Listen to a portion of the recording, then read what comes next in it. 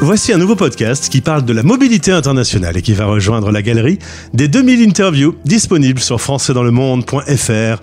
Je suis Gauthier Seyss et j'ai le plaisir de passer 10 minutes avec Chantal Cadas, direction Toronto. 10 minutes. Le podcast des Français dans le monde. françaisdanslemonde.fr. Voici un podcast qui va faire écho à un autre podcast que j'ai eu l'occasion de faire avec Nora, le podcast 2194. Chantal et Nora étaient copines d'enfance en Martinique et aujourd'hui elles se retrouvent pour développer ensemble leur propre société Connexol Immigration. Chantal, bonjour et bienvenue. Bonjour Gauthier, ça fait plaisir d'être là. Je suis content de faire ta connaissance. On a discuté un peu hors antenne avant d'enregistrer ce podcast. Alors, si vous avez déjà rencontré des problèmes avec l'immigration canadienne, installez-vous confortablement puisqu'on va vous parler des petits soucis que Chantal a aussi rencontrés. Mais heureusement, j'ai envie de dire maintenant, Connexol Immigration est là. Tout à fait. On revient en Martinique et plus précisément au pied de cette jolie montagne. Nous voilà Morne Rouge. C'est un lieu qui t'évoque quoi, si je t'en parle comme ça là maintenant? La fraîcheur. Un beau décor hein, quand même. Un beau décor, ça c'est sûr, oui. Ben oui, les Antilles, c'est très beau. D'ailleurs, tu y retournes de temps en temps puisque tu peux télétravailler. Donc tu m'as dit que tu venais d'y passer 3 mois. Tout à fait, c'est ça, oui. Alors, tu vas faire la même école que Nora, et puis une petite différence, c'est que elle va partir poursuivre ses études au Canada. Toi, en 2009, te voilà en France, à Paris. Heureuse d'avoir atterri dans la capitale française et de poursuivre ton cursus et de passer ton master en France. T'étais contente de vivre cette expérience? Oui, disons que j'étais surtout contente d'avoir 2 ans de plus en tant qu'étudiante, quoi. Master, voilà. C'était pas spécialement Paris, alors, du coup? Non, pas spécialement. Mais bon, c'est bien quand même, hein, dans tous les cas. Alors, après ton master, tu trouves un boulot qui te plaît. Sauf que tu m'as dit, j'étais un petit peu dans le métro, boulot, dodo. Si tu étais resté en l'état, ça aurait été une vie un peu plus grise, peut-être? Totalement. Ça, j'ai pas de mal à le croire. Hein. Alors là, tu étais allé à un salon de voyage sur le Québec.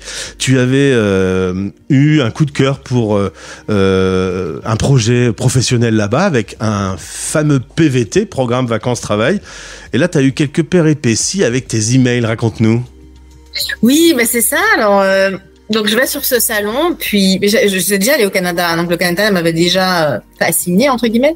Puis là, je vais sur ce salon, je vois le stand Québec et là, on me dit effectivement qu'il y a un accord bilatéral avec la France, bon, et que pour les jeunes, c'est possible d'avoir un PVT, donc permis vacances-travail. Puis là, je me suis dit, OK, je donne mon adresse email. Et puis un jour, je reçois une newsletter, donc une infolettre. Et puis là, je vois que c'est ouvert. On peut poser notre candidature pour ce fameux permis. Et là, c'est ce que je fais. Donc, je rassemble les éléments, je fais un dossier. Puis j'envoie à la poste. Tu payes d'ailleurs, il faut payer un peu d'argent. Ouais, il faut payer, bon, déjà l'envoi, mais aussi à l'époque, il me semble que c'était 150 € pour le visa, pour avoir plutôt pour le permis. Et puis, il fallait un certain nombre d'argent sur le compte pour prouver que on a de quoi subvenir à ses besoins durant le séjour. Puis c'est ça, donc j'ai envoyé mon dossier. Et puis, plus de nouvelles. Donc, moi, j'ai continué ma vie, puis j'ai travaillé. Puis un beau jour, je me dis, il faudrait quand même que j'appelle l'ambassade parce que j'ai pas eu de nouvelles. C'est quand même un dossier qui m'a pris du temps. Bon. Puis là, je les appelle et là, ils me disent ils m'ont répondu depuis longtemps. Mais il se trouve que ce courrier-là, déjà, il était dans mes courriers indésirables et en plus, c'était pas forcément évident de savoir que c'était le permis pour aller au Canada. L'intitulé de l'email n'était pas clair. Ouais, non, l'email n'était pas clair du tout. Écoute, en plus, ça s'appelait lettre d'introduction. Bon, introduction, OK. Mais moi, j'avais pas compris que c'était cette lettre-là qu'il fallait présenter à l'aéroport pour qu'on puisse te délivrer le permis derrière. D'accord. C'est ça. Donc, en fait, l'ambassade, j'ai recherché dans mes emails et je les ai rappelés. Et ils m'ont expliqué ça. Ils m'ont dit, ça y est, allez au Canada demain si vous voulez, parce que tu sais, il y a une période d'expiration aussi. Ouais. Et ça, c'est une seule fois dans la vie de chaque citoyen français. Ah, donc faut pas louper la fenêtre. Destination Canada. Donc je voulais pas perdre ça non plus. Donc résultat, tu te retrouves avec un job que t'aimes bien à Paris, une proposition d'aller faire un PVT au Canada. Bon, le choix va être vite fait. Tu voulais apprendre l'anglais, tu voulais découvrir un peu plus le pays, donc tu vas décider de changer de vie. C'est ça. Voilà, j'ai posé ma démission et puis j'ai remis mon appartement et puis j'ai quitté la France. Alors tu vas un peu vivre à Montréal, mais tu trouves que c'est un peu trop francophone pour toi, comme tu voulais mieux maîtriser l'anglais. Résultat, tu décides de t'installer à Toronto. Montréal-Toronto, 5 heures en voiture, 1h30 en avion. C'est pas si loin, mais le pays est grand, donc il y a quand même un autre monde. Surtout que cette fois-ci, Toronto est très anglo-saxon dans sa culture. Totalement. Toronto, c'est un petit New York. Donc, même au niveau, tu sais, quand tu arrives, tu vois Dundas Square. Dundas Square, c'est un petit Times Square. Donc, même l'architecture, tu vois, les gens, déjà le fait que ce soit, qui parlent tous anglais. Il y a un autre peps, en fait, je trouve, qui fait très nord-américain, justement. Alors, le Canada est organisé avec des provinces, donc c'est 2 provinces différentes. Et là, tu vois vraiment des différences. C'est pas le même quotidien quand on est montréalais ou quand on vit à Toronto?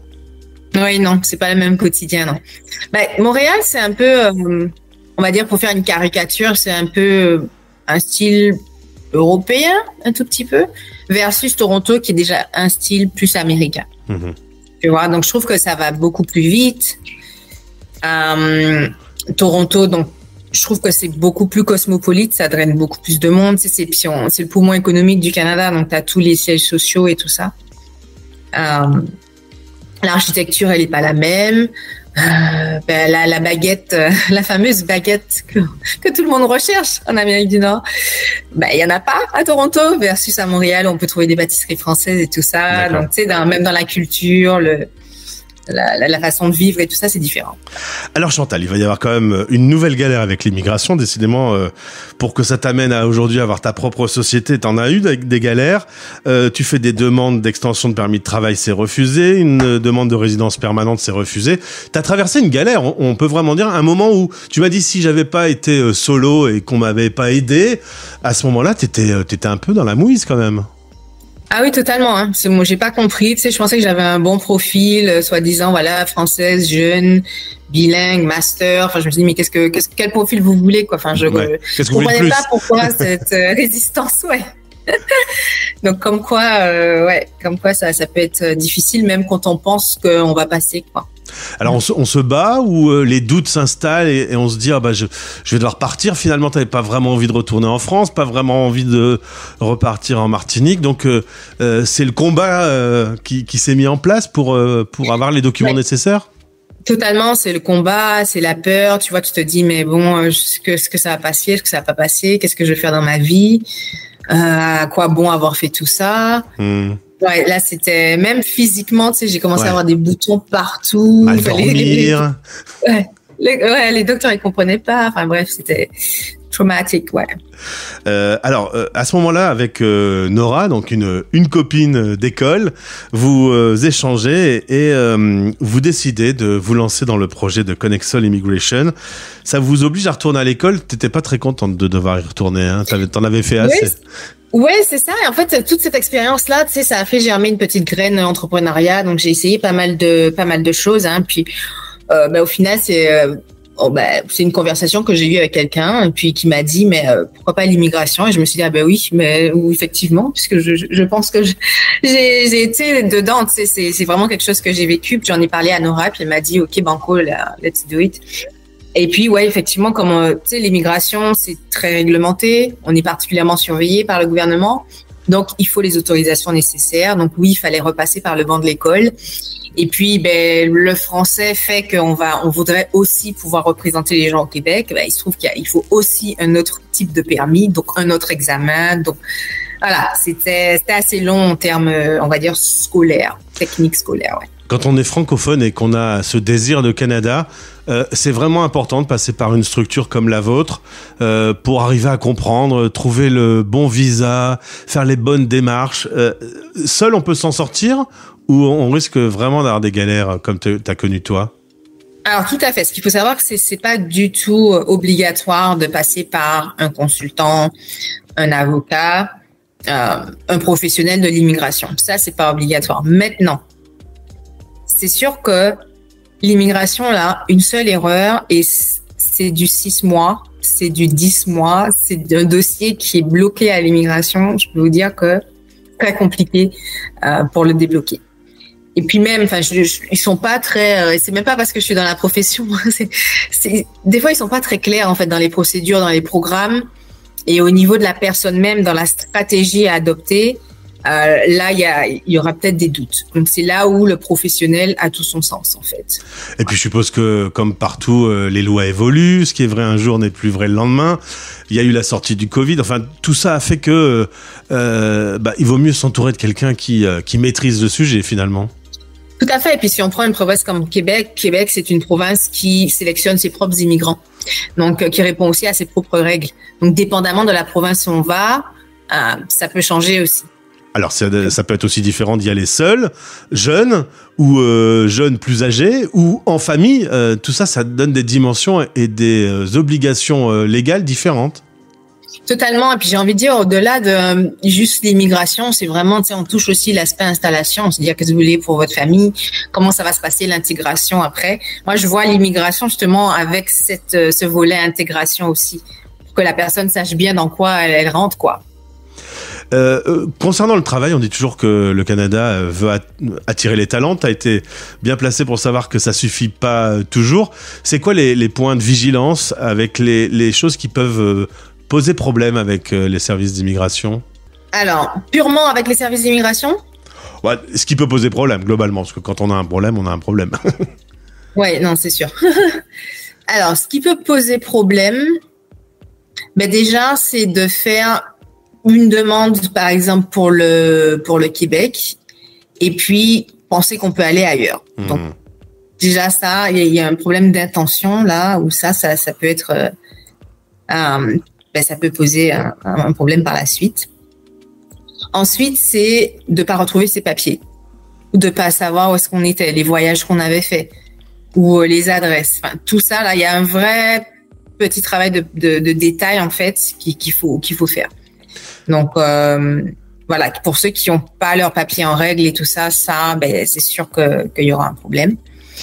Ensuite, au niveau de l'immigration, c'est de juste pas respecter ce qu'il faut donner, en fait. Et l'ordre, les étapes. L'agent d'immigration, il aura le temps de s'attacher à un dossier. Non, les agents d'immigration, là, ils ont en général 5-8 minutes sur un dossier. Ils sont tous débordés de toute façon. Donc, et puis, il y a aussi beaucoup de communautés. Tu sais, Canada, c'est connu mondialement. Donc, en face, il y a les Indiens, il y a les Chinois, il y a les Syriens, il y a les Iraniens. Enfin, c'est de comprendre que l'agent sur le dossier, il n'a pas forcément le temps d'entrer dans trop de considérations.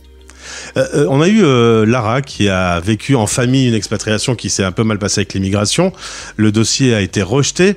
C'était une erreur. L'erreur arrive souvent? Alors, j'en vois pas souvent, mais oui, j'en ai déjà vu. J'aurais pas dit souvent de mon expérience, en tout cas.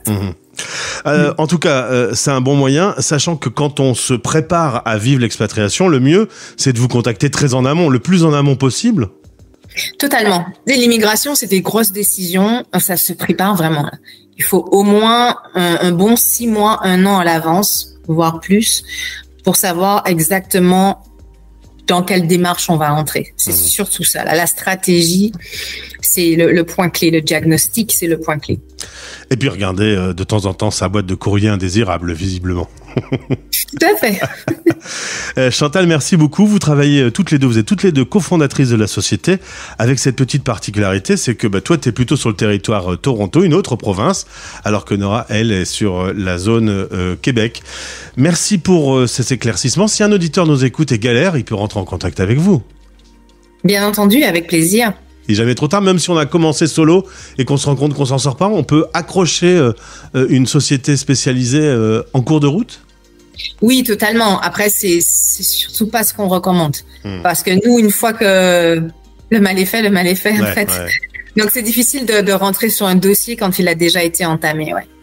Chantal, merci beaucoup. Je te souhaite une excellente journée avec ce grand décalage horaire. Moi, c'est la fin de journée. Toi, c'est le début de journée à Toronto. À bientôt. Merci Gauthier, à bientôt. France est dans le